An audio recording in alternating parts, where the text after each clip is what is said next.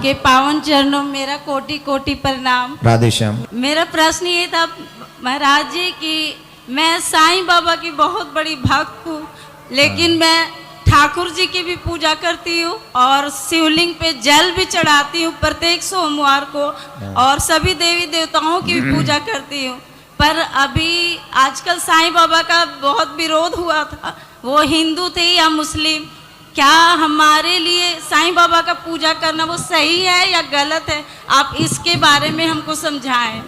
देखिए, आप एक धर्माचार्य से ही प्रश्न कर रही हैं, है? धर्माचार्य से ही प्रश्न कर रही हैं जी। मैं एक कथाकार से ही प्रश्न कर रही हैं। अब बताइए, मिला जुला दूं कि क्लियर दूं? नहीं, क्लियर दीजिए, क्योंकि इसके बारे में हमें क्लियर ही जानना था। बहुत सारे न्यूज़ देखे पर थोड़ा समझ में नहीं आया। साईं बाबा हम हिंदुओं की एक ही प्रॉब्लम है, हम किसी भी देवी देवता को इसलिए नहीं पूछते कि वो देवता है कि वो देवी है कि क्या है। हम इसलिए पूछते हैं कि हमें उससे कुछ चाहिए।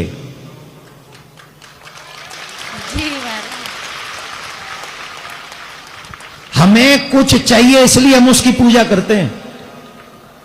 अब बताइए, चलो साईं बाबा के विषय में तो ये कहते हैं कि वो मुस्लिम था, कि वो हिंदू था, वॉटएवर जो भी बातें होती हों।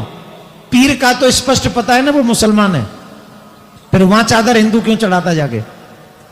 उसका तो क्लियर मालूम है ना जी। फिर वहां कौन सी भ्रम है?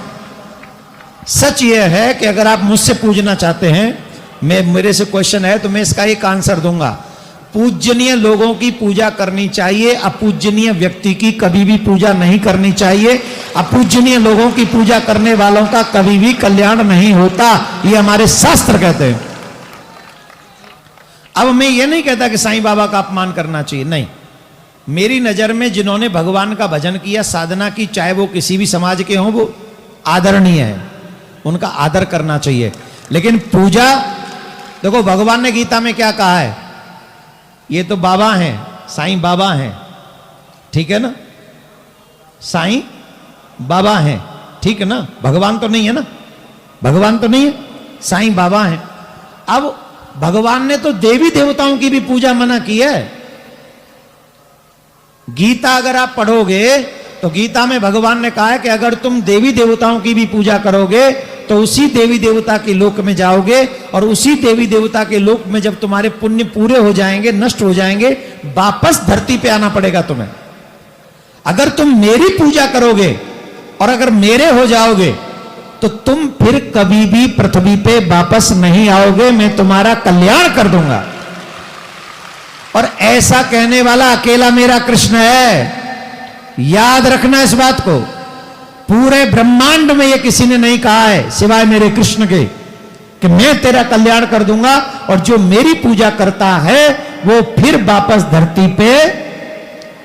तो मेरी मानना, अगर कोई मेरी माने, देखो आप किसकी पूजा करोगे किसकी नहीं आपका पर्सनल विषय है, मैं आपको रोकूंगा नहीं, टोकूंगा नहीं, लेकिन जब प्रश्न करोगे तो सटीक जवाब ये दूंगा, जिनके घर में लड्डू गोपाल की पूजा है उसे किसी बाबा की पूजा करने की आवश्यकता नहीं, उसे फिर कृष्ण की ही पूजा करनी चाहिए। कृष्ण की पूजा में सबकी पूजा हो जाएगी, सबकी पूजा हो जाएगी। अब सनातनियों को 5 लोगों की पूजा करनी चाहिए। कौन से? एक अपना आराध्य राम कृष्ण कोई भी होगा, एक ही है, नारायण एक ही है, ठीक। शिव, कुल देवी पार्वती, जो भी हो देवी, 9 देवियों में से कोई भी कुल देवी हो वो, एक सूरज, एक गणेश और एक अग्नि,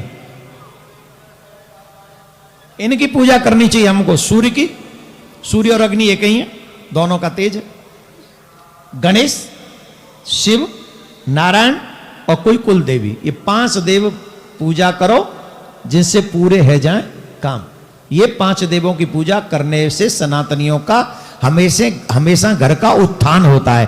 तो आप किसकी करेंगे पूजा, किसकी नहीं, वो आप जाने, पर हमसे पूछ रही है तो हम तो कहेंगे सनातनियों को 5 देवी देवताओं की पूजा करनी चाहिए, अपने आराध्य की जम के निष्ठा से पूजा करनी चाहिए। आपके आराध्य आपका बेड़ा पार कर। महाराज जी, मैं जन्माष्टमी भी करती हूँ। बस वही शुरू कर दो, वहीं पे एंड कर दो।